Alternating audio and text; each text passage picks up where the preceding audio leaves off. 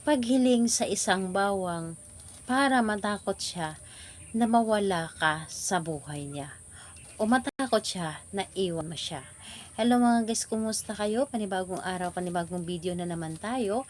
And sa araw na ito ay isa na namang video ang aking tuturo sa inyo na simpleng gabay o simpleng pamamaraan na makakatulong sa atin. At bago ang lahat, gusto ko lang mag-disclaimer sa mga taong hindi naniniwala at hindi gusto ang mga kagaya nitong video. Please skip this video at maghanap kayo ng videos na gustong gusto nyo dahil ang video na ito ay para lamang ito sa mga taong naniniwala and gusto mag-try. Sa lahat po ng mga nagko-comment po dito sa aking video, dito sa loob ng aking channel, mag-ingat sa lahat ng mga nagre-reply sa inyo na dinadala kayo sa kanilang WhatsApp, Imo app upang makaiwas po tayo sa scam. Ngayon po ituturo ko sa inyo paano siya matakot na mawala ka sa buhay niya. And dito is pwede itong gawin sa parehas ang kasarian, babae ito babae, lalaki ito lalaki. And syempre naman sa ating babae at lalaki na mag-partner. And kailangan natin ng ating gamitin dito sa paggawa nito. Kailangan lamang dito ng isang butil ng bawang na hindi pa ito nababalatan. So ito lamang ang dapat nating ihanda. And syempre ang inyong sarili.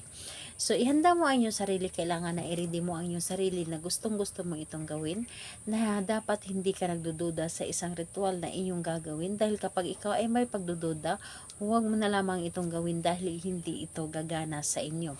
Dahil ang kailangan sa isang ritual ay buo ang inyong loob sa paggawa, tiwala at paniniwala ang kailangan dito, para hindi masayang ang oras sa paggawa. Ayan, kapag ready ka na, pwede mo na itong umpisahan. Ang gagawin mo lamang dito sa isang bawang, ibulong mo lamang dito sa bawang ang inyong dapat na sabihin. 11 times mo itong sasabihin dito. Halimbawa na lamang, pangalan, apelyido, matakot ka na iwan kita. Pangalan, apelyido, matakot ka na iwan kita. Pangalan, apelyido, matakot ka na iwan kita. So, 11 times mo itong sasabihin na paulit-ulit. At hindi lamang ito basta-basta na sasabihin mo lamang, kundi nanggagaling ito sa yung puso mismo ang inyong mga sinasabi. Yung tipong with feelings po ang inyong pagkasabi. And dapat po ay naniniwala ka sa inyong mga ginagawa. And ayun po, pagkatapos mong sabihin ang lahat ng mga sinabi mo, yung pangalan niya at apelyido at yung hiling, ang gagawin po ninyo dito sa isang bawang, ilagay mo ito sa ilalim ng inyong unan ng isang gabi.